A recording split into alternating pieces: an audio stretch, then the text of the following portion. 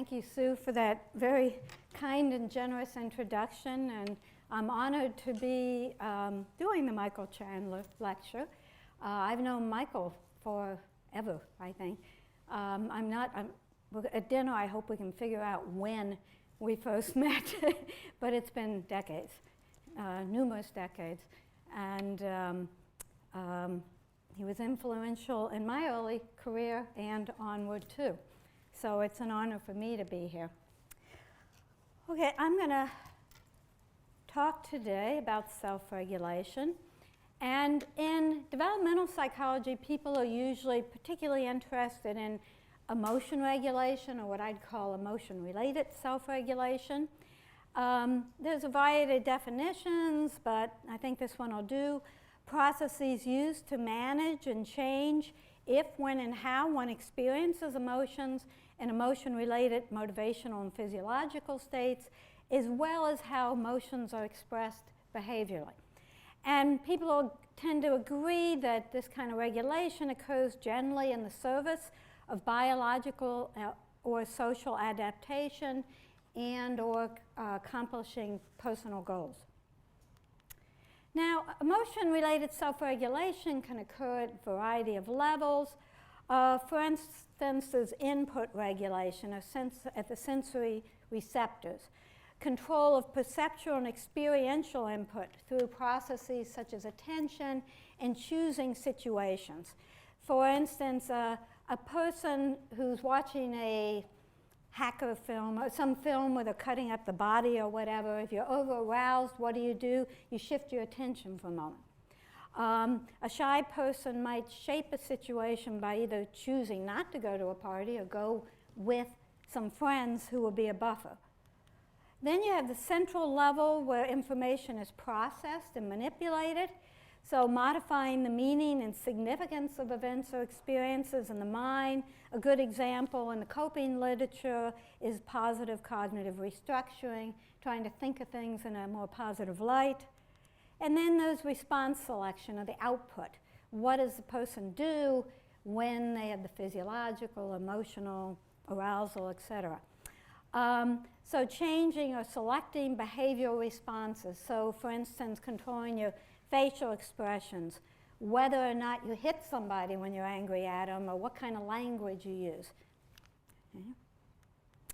Now, in thinking about this, I originally found it useful to distinguish between what I'm calling control and self-regulation. And they're overlapping constructs, but not identical. In the dictionary, control usually means inhibiting, okay? Being inhibited or inhibiting.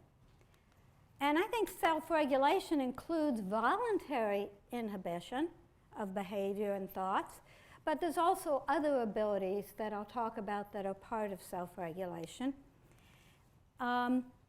And I would agree with this statement by Pamela Cole. Well-regulated people have the ability to respond to the ongoing demands of experience with a range of responses that are socially acceptable and sufficiently flexible to allow for spontaneity as well as for the delay of reactions when needed, as needed.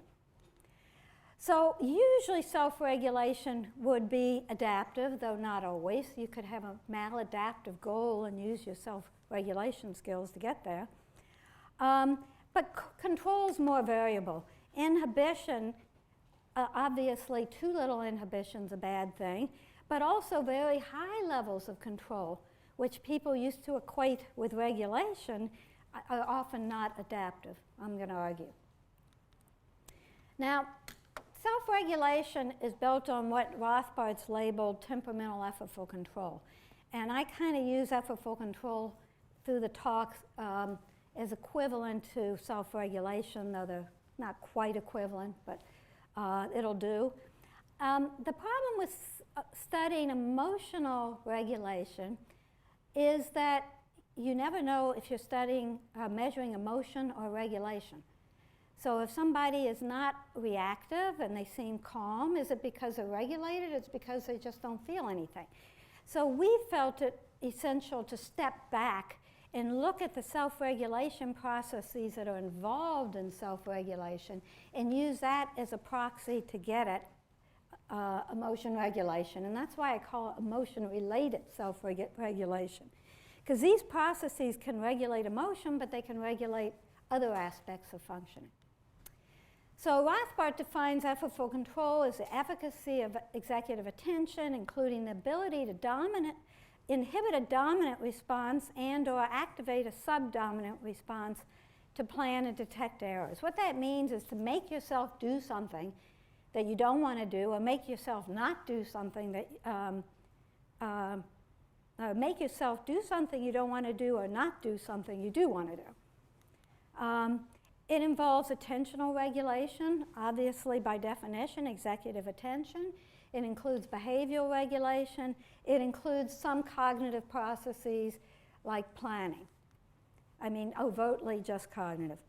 The important thing is, by definition, it's willful, effortful, and voluntary, though I would argue that it's often in a semi-automatic mode.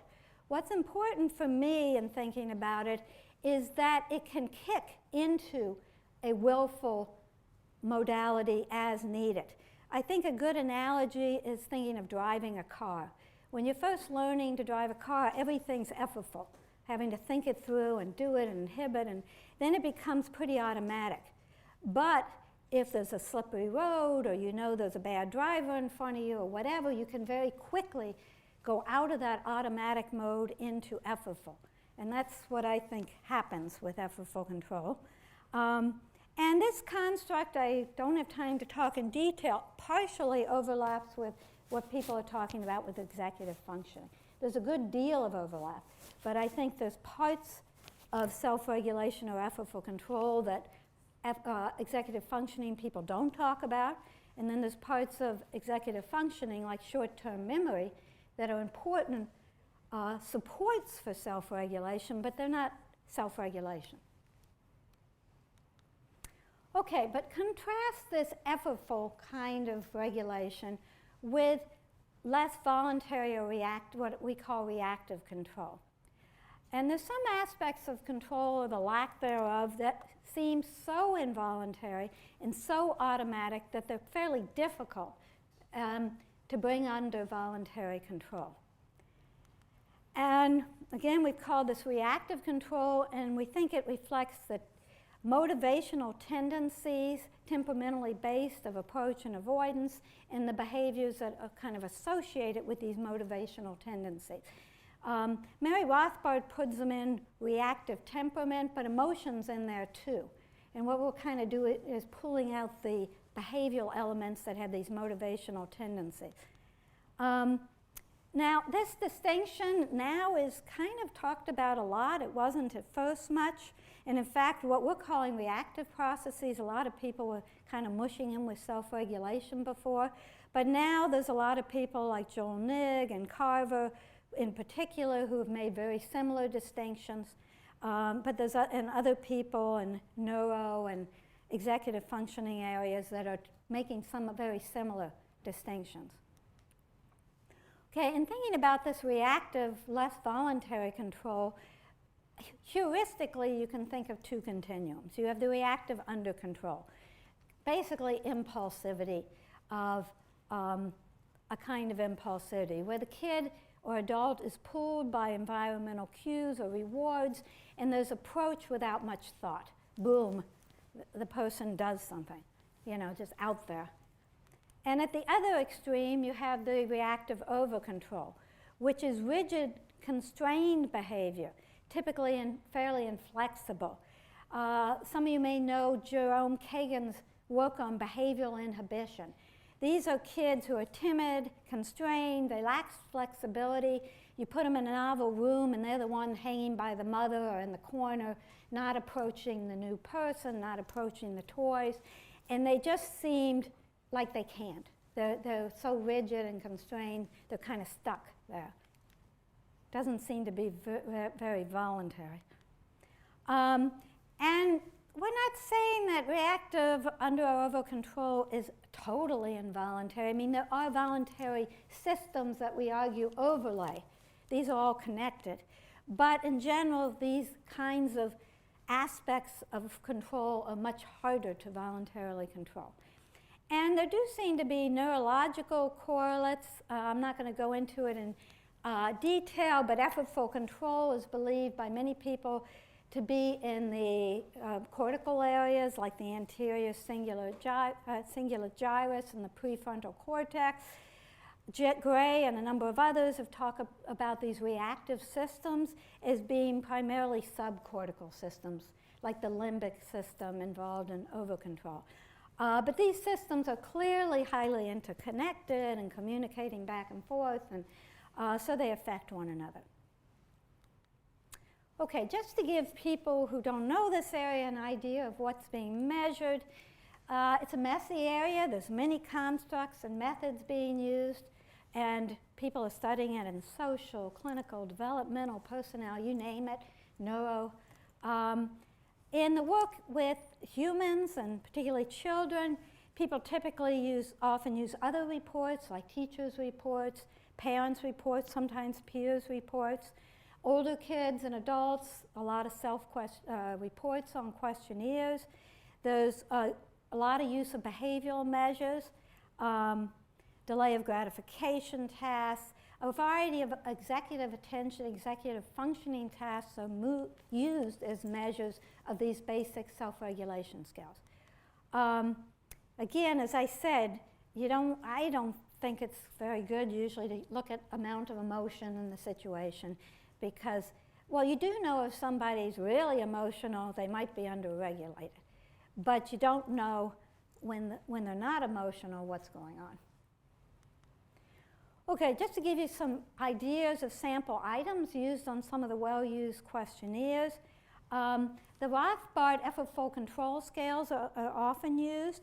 So you have the attentional control scales, like becomes very absorbed in what he or she is doing, works for long periods of time, that's attention focusing, has an easy time leaving play to come to dinner, the idea that play is more attractive and you have to shift and make yourself come, that would be attention shifting.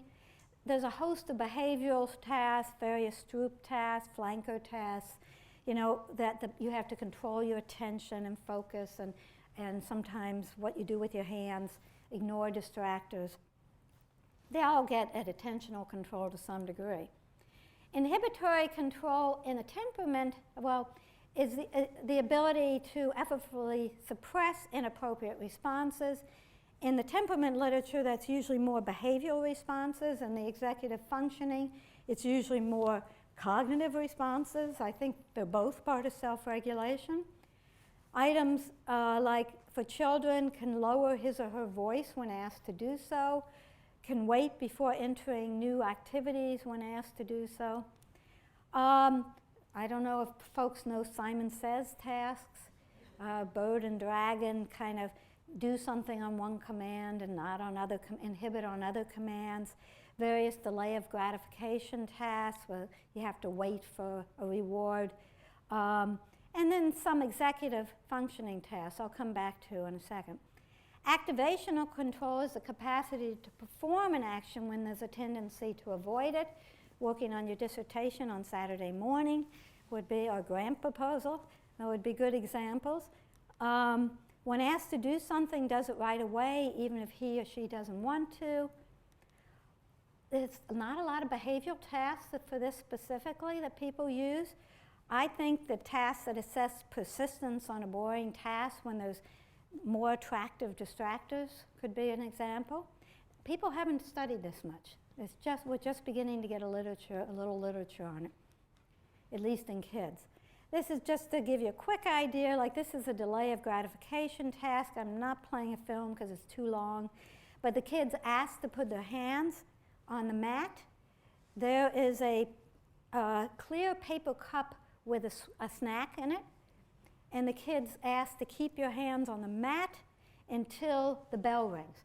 And the adult picks up a bell and holds it for a while and finally rings it, and then the kids can pick up the cup and get the M&M or cheese cracker or whatever. Each trial, it's longer. They're holding the bell. And this is a very tough task for young kids. 2-year-olds can hardly do it at all.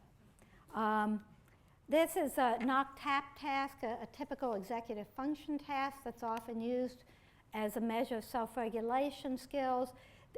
Kids are first told, when I knock, you knock. When I tap, you tap.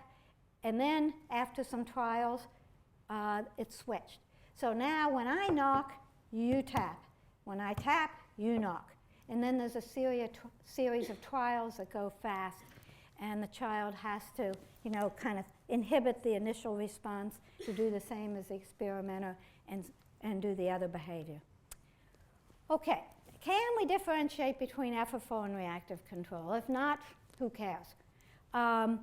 In 3 studies, we've used structural latent confirmatory factor analysis, and we found 2 different constructs, one for effortful control and one for reactive control, that makes sense. In our more recent study, we tried to get 3 constructs: effortful control, reactive over control, and reactive under control. At all ages, starting at 30 months, we got the effortful versus reactive. But at 30 months, actually, the over control and effortful under control, the 2 types of reactive control, loaded together, opposite, but they loaded together. By 42 months, and again at 54 months, we had 3 separate constructs, and that fit better than alternative models. Okay? So yes, you can differentiate with some measures. And this included behavioral measures and report measures.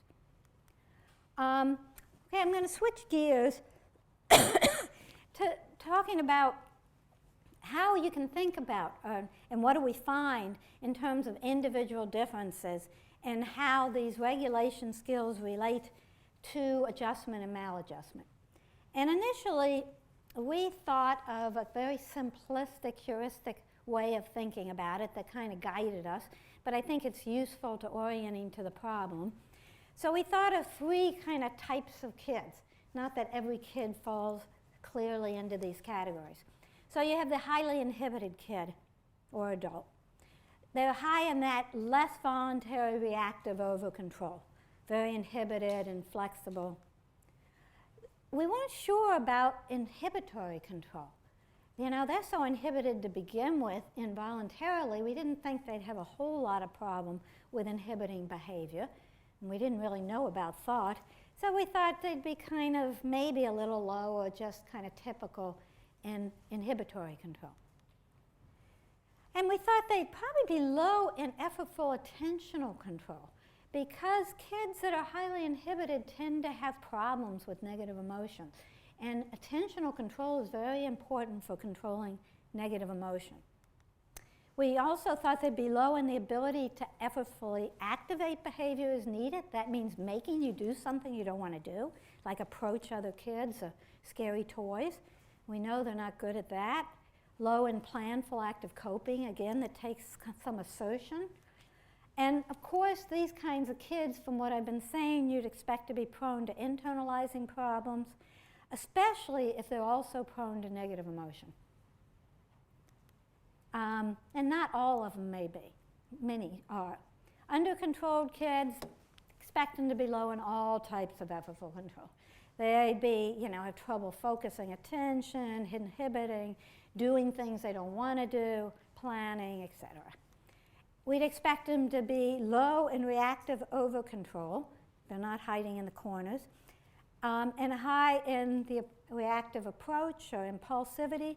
Of course, you can get a more complicated situation, which I'll talk about in a bit, where you have both kinds of problems.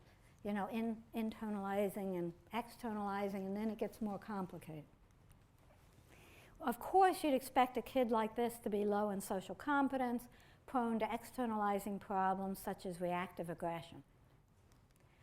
Optimally regulated kids, you'd expect to be high in all types of effortful control. You turn them on when you need them.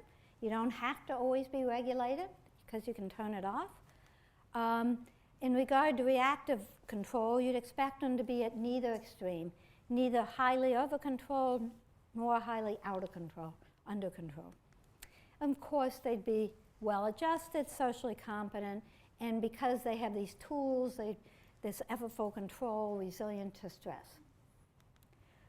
Or to kind of rephrase it now, saying the same thing slightly differently, focusing on problem behaviors, you'd expect externalizing problems to be linked to low effortful control of all types and high reactive under control or impulsivity. You'd expect internalizing problems, theoretically at least, to be associated with low attentional and activational effortful control. You know, they're in the corner. They have trouble using their attention to manage emotion. They have trouble making themselves do things, get out there. And you'd expect them to show this over-control, reactive over-control. Okay, I'm going to switch now to empirical findings. What have people found? The last 10 years, there's been a ton of research on this topic. And 25 years ago, there was very little, believe it or not. But in general, effortful control has been related to a whole range of outcomes, including low externalizing problems and sometimes internalizing problems, high social competence, high conscience, pro-social behavior, sympathy, good school performance, grades, you name it. But we've been trying to kind of focus in more on specific issues. For instance, looking at different components of effortful control, looking at unique effects of effortful control and reactive control. If they don't predict unique variants, at least some of the time, they're not very useful. Mediators of the relation between effortful control and all of these outcomes. Interactions between effortful control and reactive control. You know, do they work in some non-linear way? We've been trying in some of our studies to look at more closely this issue of kids with co-occurring problems. So you have pure externalizing, you have pure internalizing, but you have often, as anyone in clinical knows, co-occurring problems where there's internalizing and externalizing problems. So well, what do they look like? And then it's important, of course, to use multiple measures and methods and longitudinal data if you're doing developmental research. This is pretty commonplace now, but it wasn't 15 years ago and 20 years ago for this work. Okay, I'm going to give you some examples of some of our findings. This is from a longitudinal study. We started when the kids were really mostly 5 to 7, a couple 4-year-olds. We picked kids, selected kids to get the whole range. We made sure we had a number of kids with at least borderline levels on the CBCL of externalizing problems, a number of kids with internalizing problems, a number of kids, some of them had both. We didn't pick on that, but some did. And then we had kids that were below the cutoff for borderline on both, and we get the whole range. But we made sure we had the ends of the continuum where we had a number of kids with externalizing problems and internalizing. But they were from schools and pretty typical kids, really. We got mothers, fathers, and teachers' reports of problem behaviors, one parent and teachers' reports of effortful control. When they were younger, we had observed measures of effortful control. At this first assessment, we had them hooked up to physiological equipment, and we left them alone for a minute, telling them, please sit still, the electrodes will come off, and we just tape recorded them and coded how much they wiggled and pulled on the wires. Worked great. We looked at Carolyn Sarney's disappointing gift task, where the kid's expecting a great prize, and they get some awful baby toy, and you know, what do they do and say? And then we gave them this persistence task where we had them doing a puzzle. They stick their hands through an old sweatshirt into this puzzle, and they're not supposed to look, and it's very hard, and they're not supposed to cheat, and we leave them alone, and we can videotape this with a hidden camera. So we looked at how much they persisted rather than cheating or walking around the room or just giving up and doing something, daydreaming, whatever. Then we constructed 4 groups of children based on initial based on our measures of the CBCL. We had the externalizing kids. They were kids that were high in the externalizing, above borderline, but not internalizing. And we did this separately for teachers' reports and parents' reports. Or actually mother, father, and teacher. And then we had internalizing problems. So high in internalizing, but not externalizing, co-occurring, high in both, non-disordered, below 60 on the CBCL in both. Okay, so we compared the pure externalizing, simplifying a bit, the pure externalizing, the co-occurring kids were similar on these particular outcomes. And we compared them to the non-disordered. They were low in all effortful control. They were low in attention shifting, they were low in attention focusing as reported by multiple adults. They were lower in inhibitory control, they're high in impulsivity. They were less regulated in 2 out of the 3 behavioral tasks. So this was an extremely strong pattern of finding, probably the strongest I've ever gotten, where everybody across report or across measures, they were coming out bad on everything. Okay, internalizing, pure internalizing. So high on internalizing but not externalizing compared to non-disordered. They were somewhat lower in attention shifting and focusing, some of the measures, but not as consistent as the externalizers. They were very low in impulsivity. We didn't have an over-control measure, and we think that's what this is getting at. I mean, way below the average kid, the non-disordered. They were about the same as the non-disordered kids in a reported inhibitory control, the voluntary inhibitory control. Now, I hope people aren't getting confused. Inhibitory control is effortful control. Behavioral inhibition is a type of kid that's seen as reactive over-control. Those are words in the literature that I can't change, but it is confusing. So these kids were, didn't differ from normal kids in effortful inhibitory control. They were not less regulated either on the observed behavioral tasks. They were, I think, non-significantly lower, but nothing came out significant. Okay, so to summarize, externalizers were low in attentional and inhibitory control, high in impulsivity. Internalizers low in this, in impulsivity. They looked like they were way over-controlled, very low in impulsivity, but also low in attentional effortful control, but not different in behavioral inhibitory control. We've done, we followed these kids up. The 2 to 4 year follow-up, we did pretty much the same design, and we found same pattern for externalizing. Maybe not quite as strong, but still very strong. Externalizing problems still are linked to low effortful control of all types, high impulsivity. And change in externalizing over the 2 or 4 years is linked to change in effortful control and impulsivity in expectable ways. You know, if they become more higher on effortful control, they have fewer externalizing problems over time, for instance. Internalizing at the 2 and 4 year follow-up, a little more surprising. Our pure internalizing kids no longer showed the problems with attentional regulation. Just disappeared. Now they're, you know, they're kind of mid to late elementary school, kind of in that area. And that surprised us. But not many people had looked at pure internalizing problems. They were still, though, very low in impulsivity, so lower than the non-disordered. And change in internalizing status, it was linked to change in impulsivity. So if the kids became more impulsive, that was actually linked to fewer internalizing problems over time. They were becoming more spontaneous, more out there. It was good for them because they were so low. And 4 years later, there was weak but some evidence showing that changes in attentional control were also linked to changes in internalizing.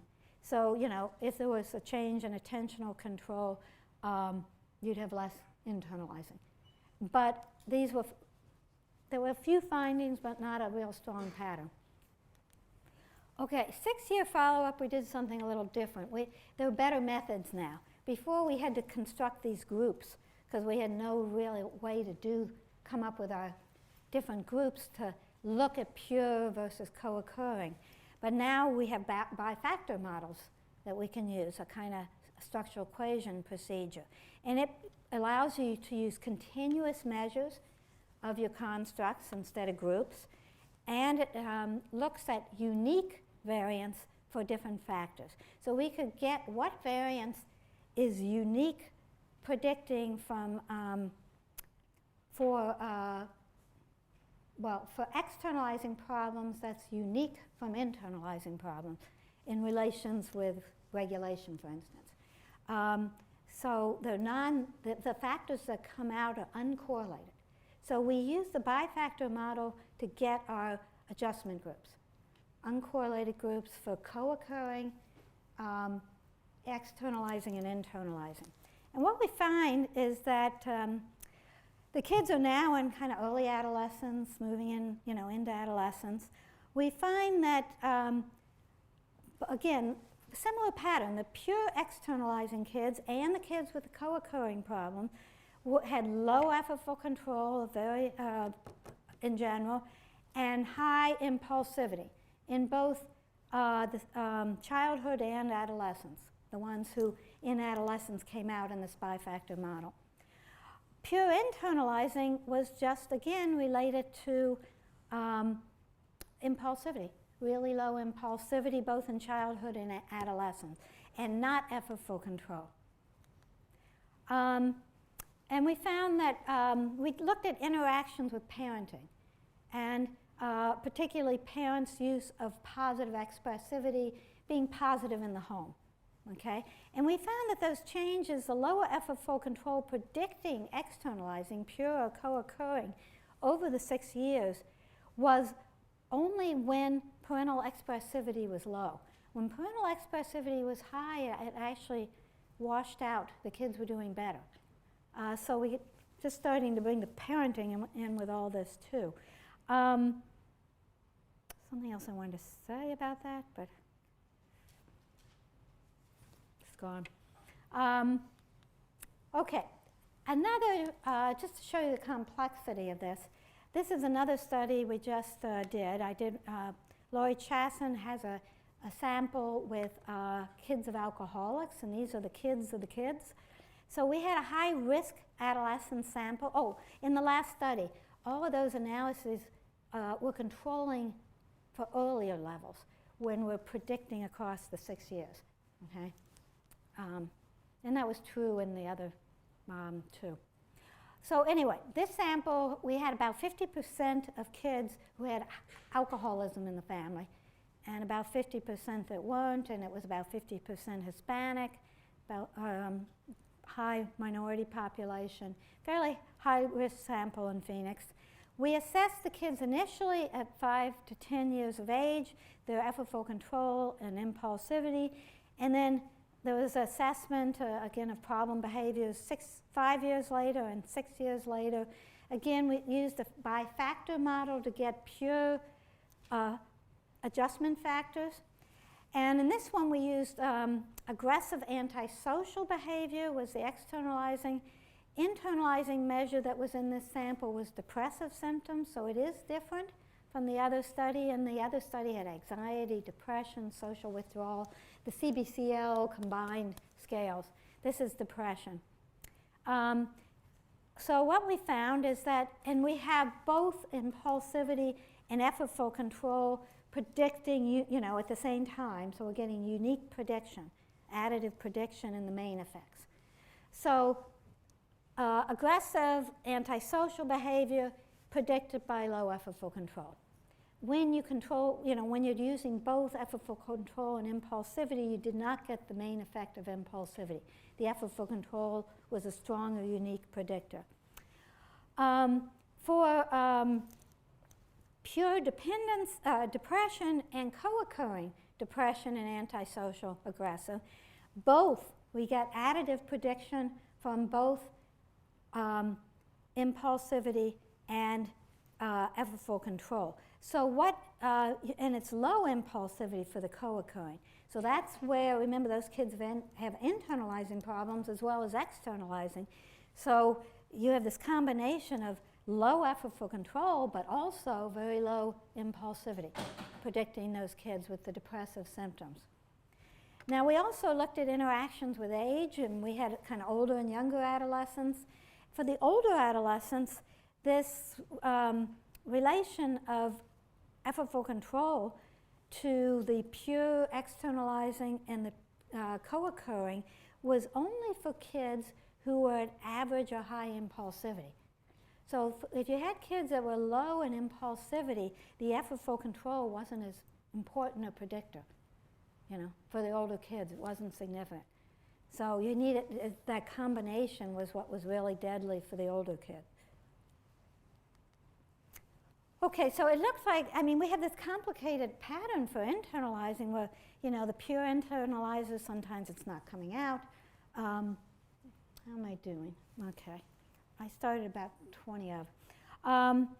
So we think, what's going on? Things may change in adolescence from younger years, but also looking just at depression may affect the results somewhat. So we really need to be thinking about what kind of internalizing problems we're looking at, because I think we may get different results. And keep in mind, in most studies out there, most studies do find relations between effortful control and internalizing problems, negative. But most studies are looking at many co-occurring kids in that internalizing sample. What about other countries? And these studies were all done in the US before. We get the similar findings in Europe, except they often don't break out the type of effortful control as we did. And there's one difference. Oldenhinkel did find a weak but significant relation, even in pure internalizers, with low effortful control, which we didn't, after the first assessment. And in Indonesia, we find that effortful control is related to externalizing problems. In China, we got some interesting different results. So I've been involved in 2 studies. We found that both internalizing and externalizing pure symptoms were related to low attentional focusing and low inhibitory control. Now remember, in the US, as the kids got older, our internalizing kids, it wasn't related to attention or inhibitory control. At the younger age, internalizing was related to attentional, but that washed out with age. In China, we get findings for both types of effortful control in the expected direction. But like in the US, the internalizing group was very low in impulsivity, suggesting that over control. Okay? Okay, switching gears a little, I want to talk a bit more about additive effects and mediated relations. We found at some ages prediction of various outcomes is greater when we use both effortful and reactive control. And you saw one example of that already that I talked about. So we can get better prediction using them both. And we've been interested in a number of mediators. Some I'll mention briefly later, but particularly personality resilience, which is the ability to cope with and rebound from stress. And we found that it does mediate some relations between effortful control and socio-emotional functioning. So typically, I'm going to give you one example where we use structural equation modeling. We use resiliency as a mediator between effortful control or impulsivity and outcomes. And in this study, we had internalizing and externalizing, but used as continuous variables because you can't use these groups very easily in the models. And this was a study we did a while ago. So you get effortful control predicts higher resilience. Well, okay, I'm going to show you. This is time 1. Kids are 5 to 7 roughly, within time at first. Effortful control predicts resiliency, which then predicts, higher resiliency, which predicts lower internalizing. Effortful control also, of course, predicts lower externalizing. Impulsivity predicts higher externalizing. The relations between effortful control and externalizing are not mediated by resilience, and we we find that again and again. Okay? Now, 2 years later, I'm just going to leave this up, we get the exact same pattern, except this path drops to marginal significance. So when you take into account the effects of effortful control, you start to lose the unique prediction by impulsivity. Now, there's still a strong correlation there in zero-order correlations. It's not that impulsivity is not related to externalizing, it is. But when you control for effortful control, it's becoming the stronger, unique predictor. We think it's the effortful system exerting some control over reactive outcomes, the behaviors that seem to reflect reactive. And then when you go to, this is a panel model, same thing, but where we're controlling for stability over time. So we're looking at change over the 2 years. And everything's the same, you know, effortful controls, predicting, externalizing, and there's this mediated path from both impulsivity through effortful control. But this path becomes non-significant. So impulsivity, again, is correlated with externalizing, but it's not a significant predictor once you account for effortful control. We've actually replicated that whole phenomenon in another different longitudinal sample for externalizing. Now, one thing that's odd that I didn't dwell on, and I'll come back to later, is, it seems odd at first, impulsivity predicts resilience.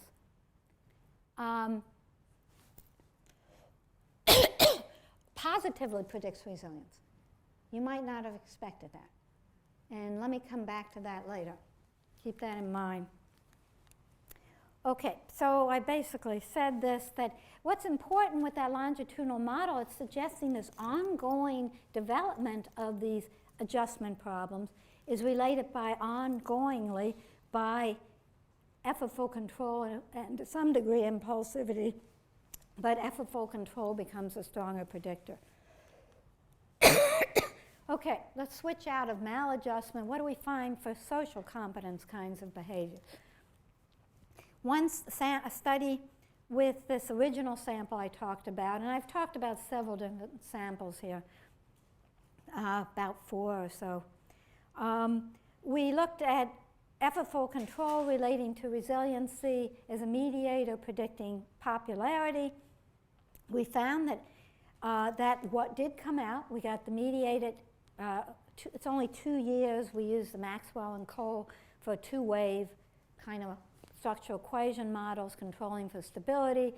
Effortful control predicts resiliency, predicts popularity. But impulsivity was also a unique predictor of low popularity in addition over time. Now in the preschool years in different samples, we found effortful control predicts committed compliance over time. So that means kind of going along and happily or willingly with what parents or adults want a kid to do. It predicts sympathy over time. And those were both in panel models with strict, controlling for stability. We find, this was unfortunately not longitudinal, but again, effortful control predicting resiliency, which predicts preschoolers' higher agreeableness, personality agreeableness. However, you have to be a little careful. In a recent study we did that's in press, we used a panel model. We had peer acceptance across 1 year. We had measures of kindergarten. We had peer acceptance and we had effortful control, and we had paths going both ways. And it was only actually, we had expected the effortful control to predict the peer acceptance, but it actually worked the other way when we had this strict model. So, we're probably getting bidirectional effects here at times, depending on the measures, the age, and so forth. So we can't really assume it's all one way. Okay, what about in other countries? In China, kids high in effortful control are perceived as socially skilled, leaders at school. Indonesia, we had a composite of externalizing and high social competence. I know the high social competence was related by itself to effortful control. In an Italian sample, we had teacher-reported effortful control at age 13 and look at growth curve and pro-social behavior. Typically, you find a decline into adolescence and then a little bit of a rebound at the end of adolescence. And the kids that were higher in effortful control were higher in general, the intercept, and they had a later, kind of a slower normative decline, a later decline. In the same sample, looking at those Italian kids from 16 to 26, we looked at ego resiliency or resiliency as a mediator, and we found the pattern over time in a panel model that effortful control predicted ego resilience, which then predicted higher pro-social behavior. How about school functioning? 10 years ago, there was almost no research. Now there's a ton of it. These are just some of our studies, and many people have been doing it longer than us. Effortful control is related to greater school liking, better behavior at school, higher academic performance on tests, GPA. We've been looking also, though, at some of the mediating processes. In the preschool years, you find higher effortful control. Over the year was related to better relationships with preschool teachers, and then late in the year was related to higher school liking. In an elementary school sample, we'd find effortful control predicts higher social competence and lower externalizing 2 years later, which 2 years later then predicted better grades. Okay, how about interactions? I talked about one interaction in a study earlier, but actually earlier we looked at interactions a lot more. So we're interested in interactions with emotionality, which I didn't talk about earlier. I talked about the interaction with impulsivity and effortful control. We have a number of early studies where we looked at this, and we find a general pattern, depending which is the moderator. Effortful control predicts better outcomes for kids, but particularly for kids high in negative emotion. If a kid isn't high in negative emotion, sometimes we still got significant predictions, sometimes we didn't, but it was always weaker, okay? So the kids high in negative emotion, the effortful control is more important for their outcomes. If you switch the moderator, and we did in some studies, and looked at the relation of emotion to a range of outcomes, social competence and adjustment, you find that intense and or negative emotion was not a problem for regulated kids. You didn't get much prediction of negative emotion to outcomes or intense emotion.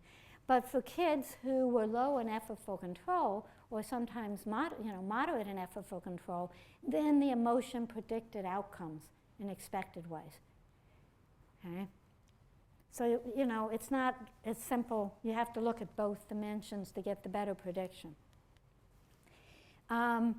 In a very recent study, we looked at school outcomes, which we had never done before, with this interaction of emotion with effortful control.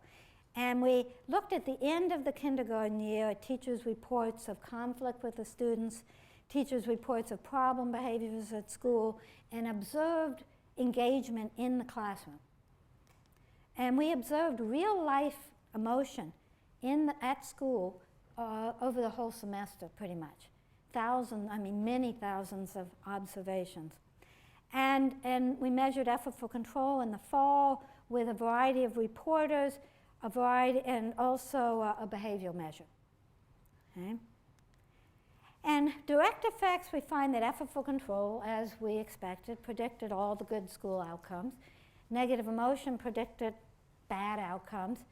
Surprisingly, in this study, positive emotionality didn't predict good outcomes, but it's more complex, we're finding. It depends on the context and the outcome, and I won't be able to go into that, but the positive emotion is much more complex. But for the negative emotion, we got pretty consistent interactions also. And what we find is children high in effortful control, it really didn't matter. They were okay in everything. It didn't matter much if they were negative, if they were high in effortful control. But for kids that were lower average in effortful control, those who were prone to the negative emotion in the school context, those kids were, had the problems with teachers, problems in the classroom, and lower engagement as observed in the classroom. This is just one of the 3 or 4 interactions we found, just to give you that pattern. So you can see the black line is a high effortful control. They're doing good in engagement, doesn't matter. But if you're lower in effortful control, then that negative emotion matters. Okay, one last kind of point I want to get into, going back to that issue.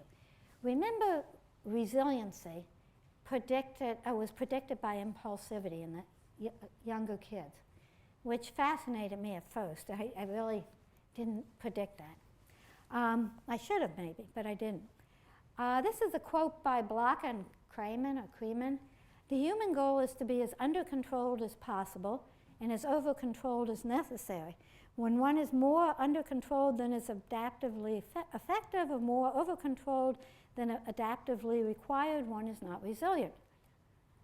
So you really don't want to be too over-controlled, is what they're saying. So thinking about it more, of course you'd expect effortful control to relate to resilience because you can turn it on and off. You use it when you need it, and you can be spontaneous, and when you don't need it. You don't have to always be regulated. And in fact, every study we've done, and I don't even know how many now, we find positive relations between effortful control and resiliency. It's just there. Now, reactive control, when you think about it more than I did initially, you'd think that this over-control kind of isn't good. It creates rigidity, and that could, make a kid less resilient. If they're hiding, it makes sense. If they're rigid and inflexible and hiding in the corner, they're not going to be very resilient.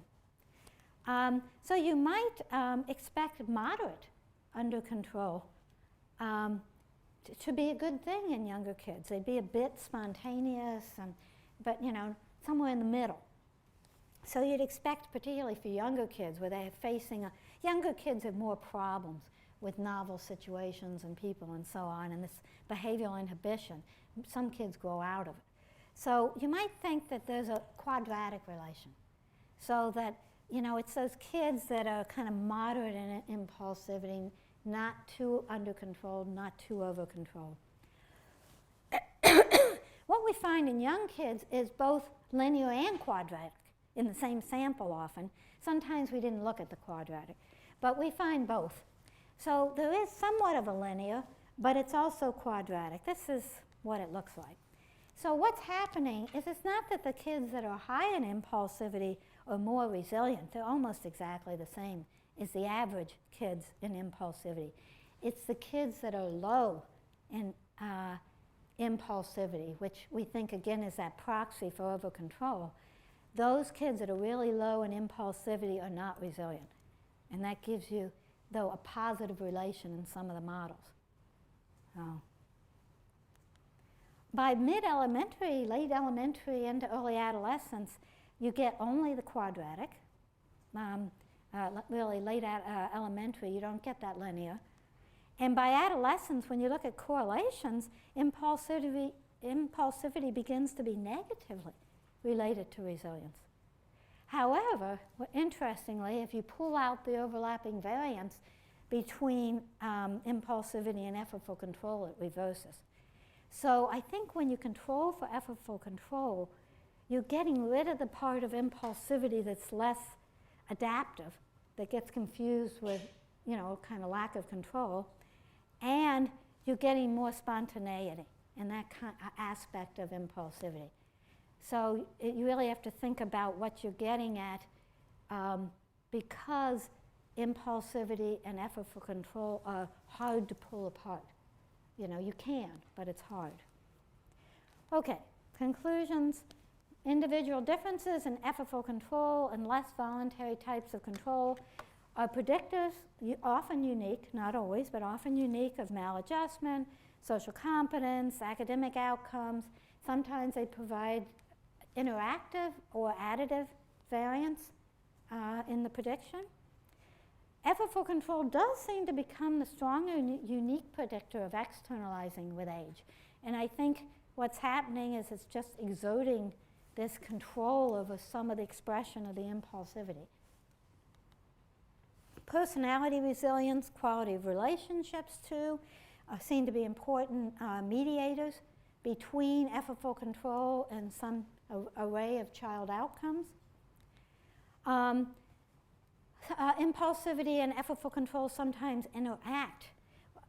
This is something I've been knowing I should look at for 2 decades and didn't do, or we did in one paper that we never finished, and finally we did it in that recent paper. And yes, they do interact, at least in that paper, and I think it's something that has to be looked at a lot more.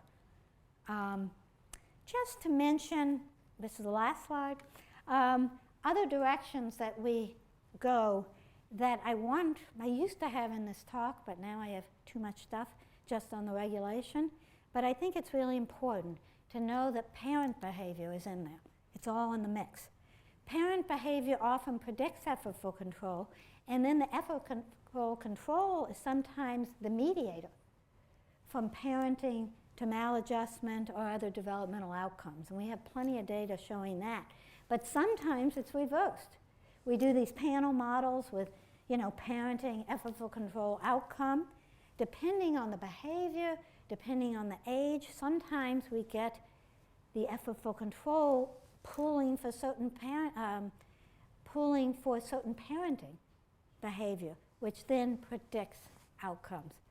And sometimes we get both. We actually get, which is very hard to do statistically, sometimes we get evidence of bidirectional, with the parenting affecting the effortful control affecting the parenting.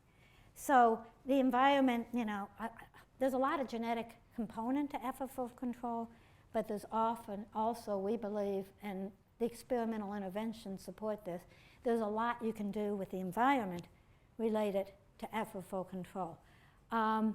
And it's complicated. I mean, again, we've been having trouble sorting out the situations in which we get more parent effect versus more child effect or both. And we haven't figured it all out yet. Sometimes it makes sense. You can look at the outcome and say, yeah, for this outcome it makes sense that it's really important that the parent would adjust their behavior on a learning task, say, how regulated the child is when they're trying to teach them, but maybe not for something else. But sometimes it's hard to know why it's one direction or another. These are some of the many collaborators. They're not all of them that have been involved in these studies. So thank you.